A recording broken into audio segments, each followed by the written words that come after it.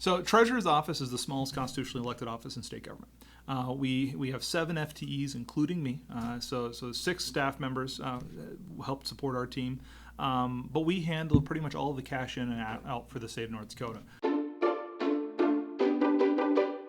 On this podcast, I'm joined by Mr. Thomas Beadle, the 34th State Treasurer of North Dakota.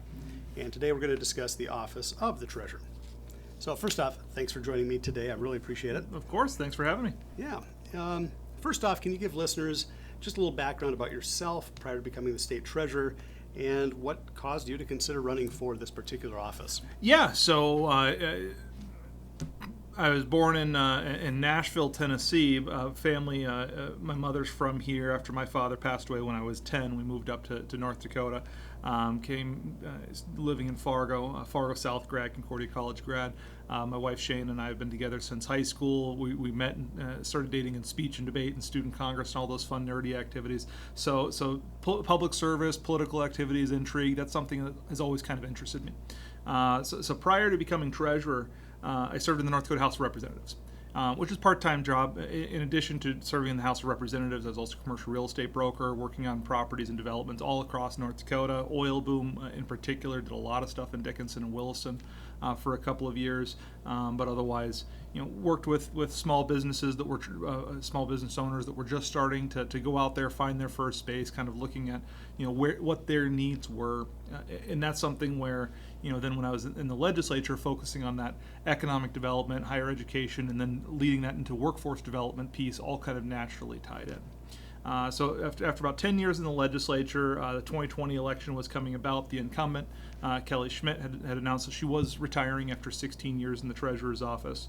And so we started looking around and trying to find candidates for who would be willing to run for this position. I was talking at that time with Michael Howe and Scott Meyer from Grand Forks, the senator up there, we were all trying to talk each other into running for the position at that point. And then eventually, as we were looking and trying to find candidates and recruiting candidates, they all started to coalesce and say, no, I think you're going to do it. They all started pushing me to do it. And I was at the time in my life, my wife and I were looking around kind of at what we were each doing, and it was an opportunity that the timing worked for kind of what we were looking at doing, how much longer I really wanted to be in the state legislature, and where we could take that next step to continue to try to give back. And in particular, I had been in the last couple of years in the legislature really diving into budgetary issues. I was on the appropriations committee, working on some of the higher ed finance funding committee, and then we were also doing a lot of stuff looking at the legacy fund and how we can make sure that the legacy fund is there for future generations while also putting it to work for North Dakota citizens today. And so when we're looking at all these different areas, that's something that this office touched. And so that was something that intrigued me, made me interested in it.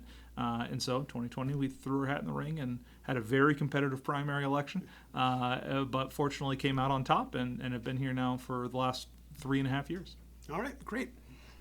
Well, let's start talking a little bit about the office itself, and just a broad overview of the responsibilities and the duties of the state treasurer, including maybe some of the boards that you are serving on. So Treasurer's office is the smallest constitutionally elected office in state government. We have 7 FTEs, including me. So 6 staff members help support our team. But we handle pretty much all of the cash in and out for the state of North Dakota. We have our team's kind of split. We've got a couple folks that focus primarily on cash management and distributions, working with our political subdivisions to make sure that we're getting the dollars back out to them. So the state will collect sales tax on behalf of the whole state, but we have to then remit that back out to the cities and counties it's collected in. Highway distribution formulas, we got to get that money out to those political subdivisions to build roads, highways, et cetera. In total, there's about 36 distributions that we make out to different political subdivisions out there. Some monthly, some quarterly, some annually, but in total about 36 different areas that we work to get money back out to the cities, counties, townships, the people at the local level that need that money to do their job. And then we also have a couple of folks on staff who their job is essentially to reconcile everything that comes in and out from all the different agencies. So, agencies will come in every morning, dropping off cash, dropping off checks, et cetera, and then picking up checks, picking up cash. And then we got to make sure all the wires balance out and that everything is going through, and working with our partners over at the Bank of North Dakota to make sure that the funds are where they need to be at the right time so that we can pay those bills and keep the lights on time. So it's a lot of juggling just the general cash management for the state. And it's a small office, but we operate as efficiently as we can in order to make sure that that's all being done without any loss, and make sure that we're able to earn a little bit of interest along the way as well. Because if we're able to invest some of that funds while it's sitting idle, get a little bit of interest, and that's one less dollar of tax money that we have to levy on the citizens to then pay for services. Sure. Are there any key initiatives or programs that your office oversees or implements? Yeah, so for our office itself, we like to kind of describe ourselves a little bit as the back engine, or we'll support other agencies doing a lot of stuff. Right now, we're in the midst of the most robust cash management study that we've ever had as a state. This was something that we had visited with Governor Burgum on going into last legislative session. He's kind of had he's had some consternation over some of the agencies that sit on a lot of cash, and it's not really being put to use. And so it almost feels like it's siloed away. Really what it is it's like the legislature will appropriate dollars for water project XYZ. Mm-hmm. Water project XYZ doesn't need all of those dollars at once, but they're given all those dollars at once. Sure. So then they'll end up with a couple $100 million because it's a $1 billion project. And so as that money goes out, they'll draw down their fund, but the big bulk of it will sit there earning a little bit of interest here or there. And the governor is rightly pointing out that we can layer our cash flow, manage our investments so that we don't need to have so much money squirreled away. We can put that to use in the meantime, so that we can lower the overall burden that we have to then collect from taxes. And so we're in the midst of doing that right now. We're working with more than a dozen agencies across the state trying to figure out the best way to do that, to improve our systems, whether it's from a technology software side, from an investment processing side, and just kind of generally what is our philosophy and how we manage those investments.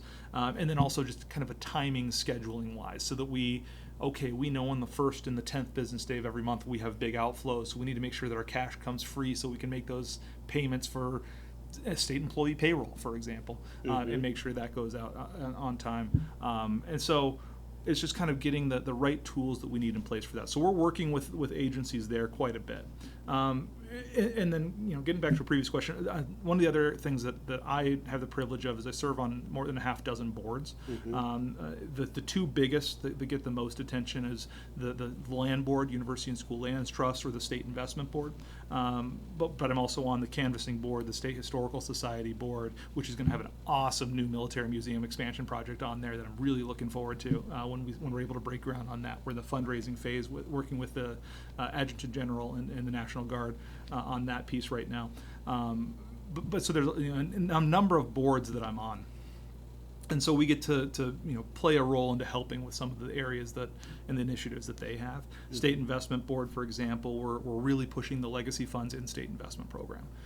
That's the idea of we have a lot of money sitting in the legacy fund that is invested to generate returns so that the earnings off of that fund can go to pay for XYZ programs. Right now, this last biennium, $486 million in legacy fund earnings came out of that fund. $102 million of that went to pay for water projects, the Red River Water Supply Project, the FM Diversion Project, the Minot Area Flood Protection Project. The bond payments for those projects came out of the legacy fund earnings. Then we had $225 million that went to the tax relief fund for the legislature. The legislature a couple of years ago decided to, county social services was about 12% of county mills. This was a kind of a federal mandate that was coming down, but no money followed with it. The legislature said, we hate federal mandates that don't have money that goes with it. We hate state mandates that don't have money with it. So let's help these counties out, and we'll use some of our money to help that.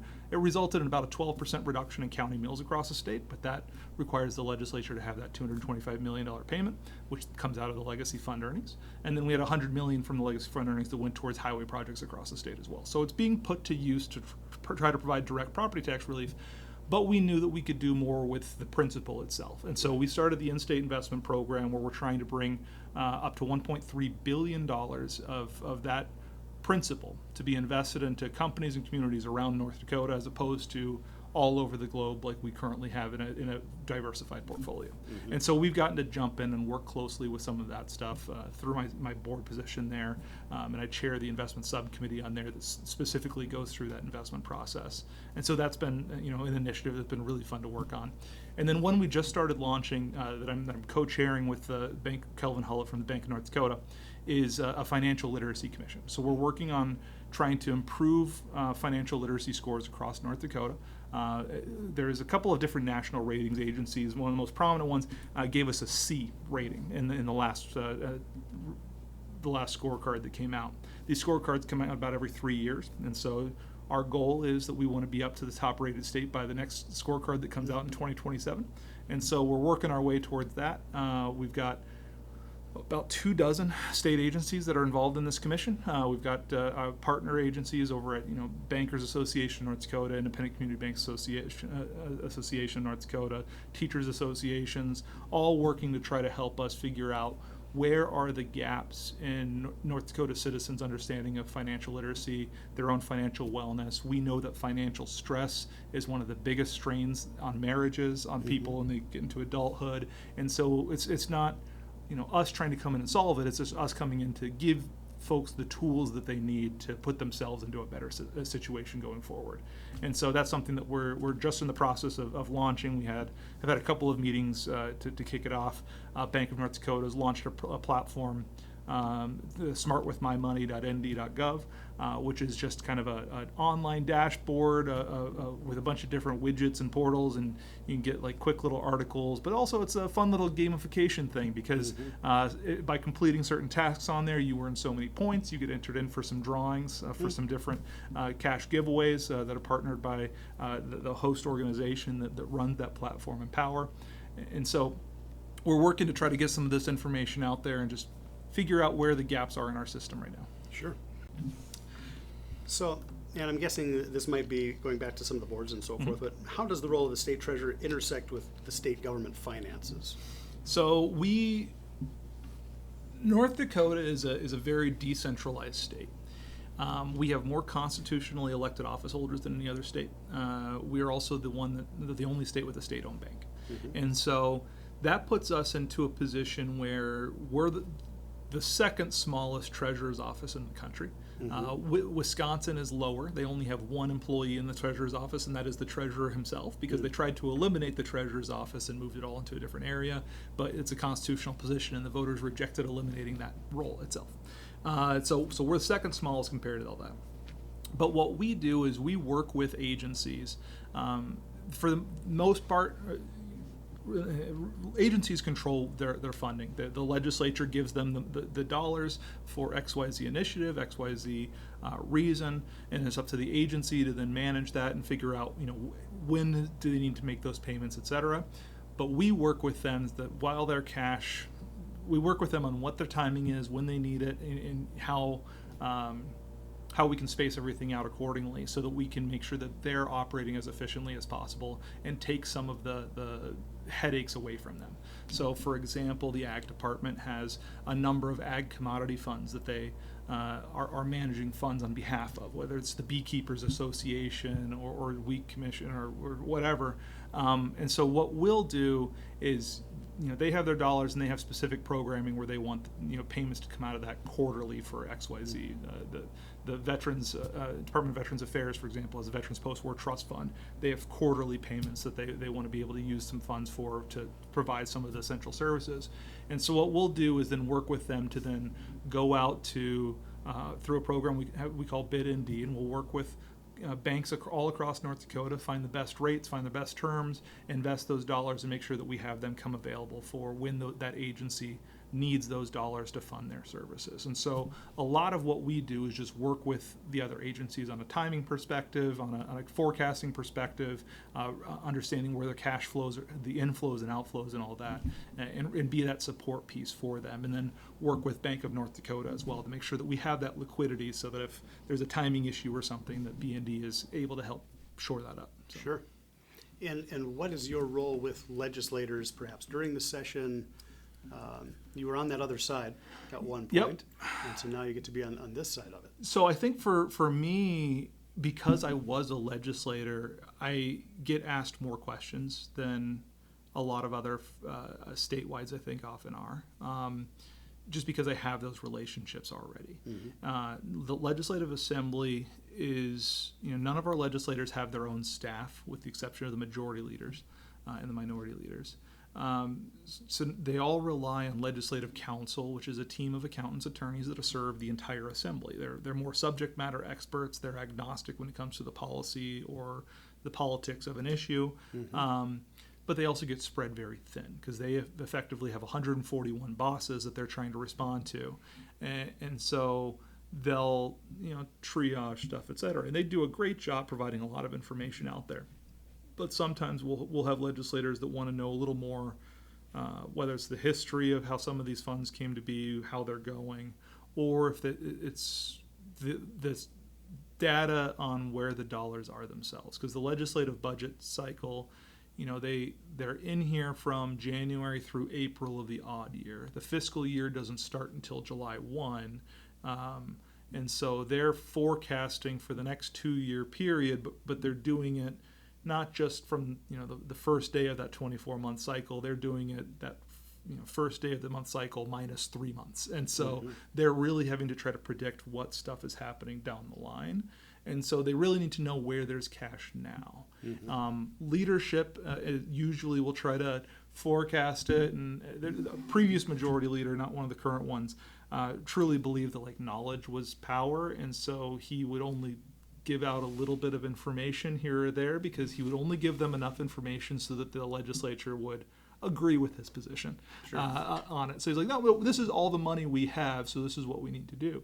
Well, in reality, there was more. He just wasn't being totally transparent with them. And so we will work with legislators. They'll have questions about what do we have in SIF, which is our big cash account, because that's the oil money that comes in. That tends to have a very large balance on day one of the legislative session.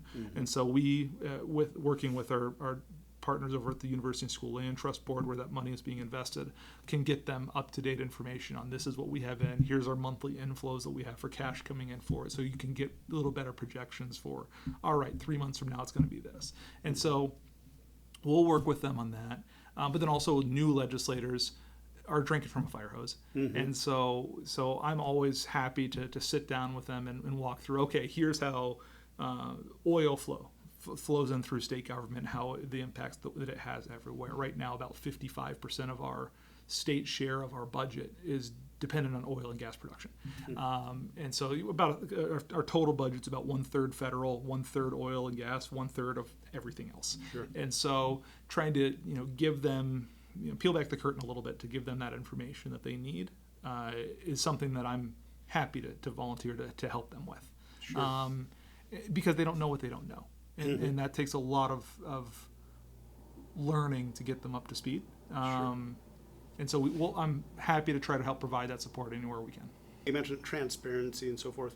So how does your office ensure transparency, accountability with financial management? Because it does handle all the money in the state. Yeah, that's something that we've been trying to work on how to upgrade and how to improve those systems. So between our office and the Office of Management and Budget, we have a tremendous amount of financial transparency portals on the website for the state government as a whole. What we're trying to do is figure out how we can most effectively get that information out there for people to see. So like on our website, we have our distribution dashboard. You can go in and you can look at all the distributions that we make out to cities, counties, school districts, etc. You can search from whatever time period, whatever distribution you want, run the search, and you can say the city of Bismarck received this much money over the course of the last calendar year. And so then now when you go and you're lobbying the Bismarck City Commission and they're raising your property taxes, you can say, why are you raising my property taxes when you just got $14 million of prairie dog grants from the state? So why do you need my money on top of that? Or the city of Fargo, which has got some budget issues there, they just got $24 million in one-time grant from the state for that. So it gives that information out there, and you can search based off of your specific political subdivisions to see, how much the state is giving out there. We're working on upgrading some systems there, working with ITD to try to figure out what we need to be able to, upcharge those a little bit, make it a little more intuitive. My goal is to make it so that you can actually type in your physical address, and then all of your political subdivisions that you are a part of, it'll give you all that information at once. But that's got a lot of back engine stuff we got to build out before we can do that. And then the Office of Management and Budget has awesome transparency tools on there as well, because they have like the list of the checkbook. So like you can search every little transaction on there. Now sometimes the information is a little harder to see, but on their big thing you can look at.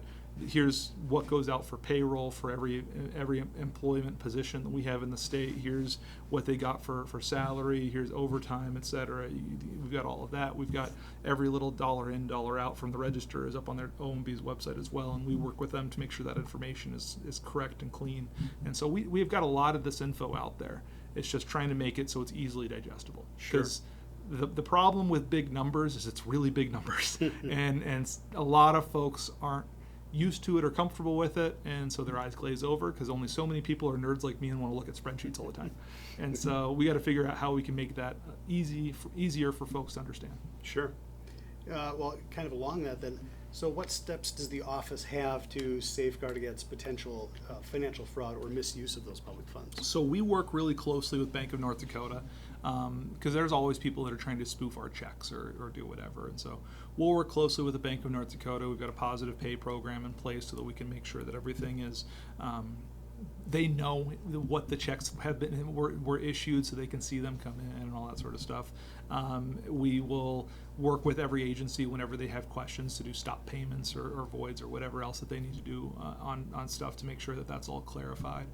We're working with political subdivisions in particular, trying to get as many of them to be ACH instead of checks as possible, because it costs money every time you print a check, to mail a check, to replace a check. Every little thing with a check costs money and time. And so the more we can do direct deposits and that sort of stuff and wiring, the more we're able to prevent issues that might arise from that whole process. And so we work with agencies to make sure that they're streamlined, and Bank of North Dakota has been a great partner with us to be able to do everything we can to keep our financial status as a state secure. What role is technology and innovation playing in this office? So it's huge. I mean, with a very small staff and a significant revenue growth as a state, we're dealing with more and more dollars every day. Under my predecessor's time, they were still at the point where they were physically mailing everything, and when they were giving notices out to counties, they were sending out postcards for everything, and the counties were mailing postcards right on back. And now we have this TDOC system, which is a platform that its tax distributions and outstanding checks, so that the political subdivisions that we're working with can go on there directly and work on that stuff without having to have the paper going back and forth and all of that. We're working with ITD to upgrade some of our systems to make sure that they're more efficient, that they tie in better with PeopleSoft. North Dakota is a PeopleSoft state, so we make sure that we have vendor options that work well and tie with each other, so that we can try to get rid of the manual Excel processes that run the user risk of fat fingering a number or something, where then you have to chase a penny around to make sure that's exactly right. So we're constantly looking at ways that we can upgrade our technology so that things talk more cleanly with each other, and then also is able to not necessarily automate the process, because we still want to make sure that we have the checks on there, that we have the controls to make sure that it's all being done, but to help eliminate some of the manual entry touch points where the errors more likely can occur. And so we're very reliant on technology, because as we have $5 billion in the general fund that's waiting to go out, we want to make sure that all that stuff is moving as efficiently as possible. North Dakota does have, as you mentioned, a lot of money coming in from oil and other energy. We also have a unique relationship because there are a lot of tribes in North Dakota. What responsibilities, what interactions does your office have with those tribes as they try to recoup their So we don't have a ton directly. So a lot of the tribal arrangements that they'll make, in recent years we've had tribal compacts in place with regards to alcohol sales tax, sales tax as a whole, a lot of the oil tax with the Strato wells, and so we'll help them as a state collect all that tax revenue, and then we'll distribute it back out. So the tax department is very, very good. Again, because we're such a decentralized state, these are offices that don't necessarily exist in other states as separately elected.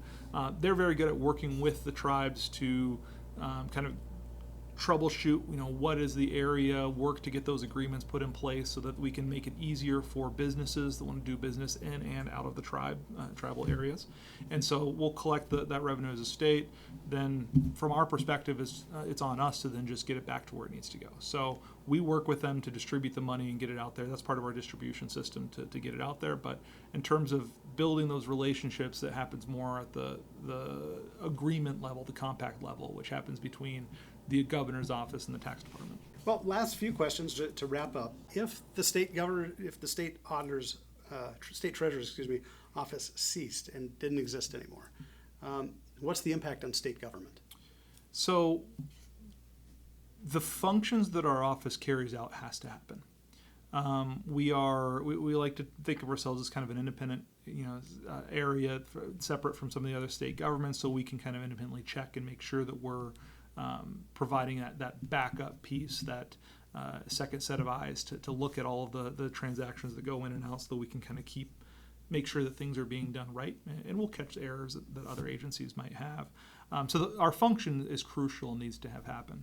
North Dakota is a unique state, though, because we have so many statewide elected officers. I mean, if our office went away, which it's been talked about a couple of different times. There was a ballot initiative in the early 2000s. The legislatures tried to put it on the ballot again as recently as 2017, I believe. Because we're always happy to have that conversation about if there's a chance to create an efficiency in state government. And really what results, or what we've found from that, is all of the duties still need to happen. All of these roles are crucial and need to serve a purpose, because that's how we physically are able to pay our bills as a state. You need to have these roles happening. If the office itself went away, really I think the only position that would be eliminated would be my own. and the rest of the agency would probably be merged with the tax department, or merged with the Office of Management and Budget, or merged with the Bank of North Dakota. It would kind of be split around those different areas, which fortunately we're a state that has landing spots for those. But then the other area that would be my role as treasurer, my position allows me to serve on the various different boards. So I'm the only elected individual who is on both the Land Trust Board and the State Investment Board. The Lieutenant Governor is also on the State Investment Board. The Governor is on the Land Board. So there's a little bit of crossover there. But at the Land Board, we have about $10 billion in investment or financial assets between the Common Schools Trust Fund and the trusts that are invested there on behalf of the school children of North Dakota, or our mineral royalties that are valued at a little over $2 billion, or our surface area holdings that are similarly high dollar value. So those assets, we have a financial oversight and a fiduciary obligation to maintain and invest those and generate the best returns for our citizens there. State Investment Board has over $20 billion of invested assets. We have a fiduciary obligation to oversee those, make sure that those are being invested properly, and make sure that we're generating returns, whether it's for the Public Employees Retirement System, the Teachers Fund for Retirement System, the Workforce Safety and Insurance Reserve Fund that's there to help support the businesses and unemployment insurance options across the state, or the Lewis and Clark Endowment Fund that we're investing over there, or the Fargo Domes, one of our clients, and so we provide some of their investment reserve funds and police officers, et cetera. And so we have that fiduciary obligation in that role. And as myself, kind of as treasurer, effectively the chief, I don't want to say chief financial officer, but I have that fiduciary hat on that I wear, whether it's how we're managing our cash accounts as they come in and out of the state of North Dakota, and the general funds and stuff that we're managing in our office directly, or on the Land Board, or on the State Investment Board. I'm able to see kind of that whole financial picture. And so that would need to be replicated somehow. And so I think that's a good hat oversight to have. Similarly, through I'm vice president right now for a National Association of State Treasurers, and so we're able to work and see what other states are doing, because we love to think that we do everything the best in North Dakota, but we also want to make sure we're not trying to reinvent the wheel all the time. So let's see what other states are doing that works, find out, take what works and bring it here and do it better. And so having that extra ability to go out and meet with the other treasurers across the country also is another piece that I think is valuable to the state. Sure. Well, as we wrap up, do you have any other final thoughts that you'd like to share with listeners about the role and function of the Treasurer's Office that they may not be aware of? Why, again, we've talked about why it exists, but just any other thoughts you might have? Math is fun, and I don't think my undergrad I'm an econ major. I've always been kind of a nerd, and so I've always enjoyed this stuff. But I don't think enough people do, and so I mentioned that the financial literacy piece is something that we're working on and trying to promote. I would encourage folks, check out the smartwithmymoney.nd.gov, try to see, do an analysis of your own financial health and wellness, see kind of where you're at, see how you can, in your own personal finances, best invest your cash. Figure out, if you're trying to save up for a car and you just have your money sitting over in a checking account and you're not earning any interest, but inflation's going up 2, 3, 4% every year, you're losing money by just having it sitting there as opposed to investing it and getting returns. And so those financial components that people are able to learn that we do day to day in our office here on behalf of the state, I think is something that can benefit all of the state as a whole in their own personal stuff. So whether it's something that we're able to do to help the taxpayers and help provide those resources for the Veterans Post-War Trust Fund, et cetera, or if we can just help spread the message of the importance of that financial literacy piece, I think that's kind of the biggest takeaway that I would have for folks. But also, we want to be accessible. And so if you ever have any questions about what's happening with state government, especially from the financial side, reach out, give us a call. Treasurer at nd.gov is our email address. Treasurer.nd.gov is our website. My cell phone's on the website too. You can get a hold of us pretty easily, and we're more than happy to answer any questions folks might have. All right. Well, thanks again for taking the time and for joining us on this podcast as we continue to learn about state government in North Dakota. I love it. Thanks for being here. And thank you, listeners, for spending some time with the 701 Civics podcast. Be sure to give a thumbs up for today's podcast and subscribe to catch the latest episode of the 701 Civics podcast as we continue together to learn about North Dakota state government.